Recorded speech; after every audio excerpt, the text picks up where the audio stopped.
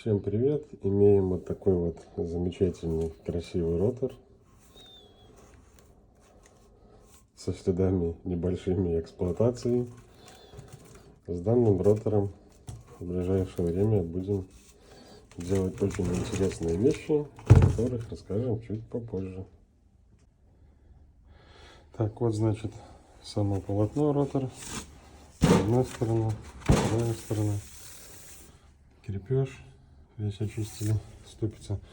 Сейчас собираю все это дело, протягиваю болты и отправляю его.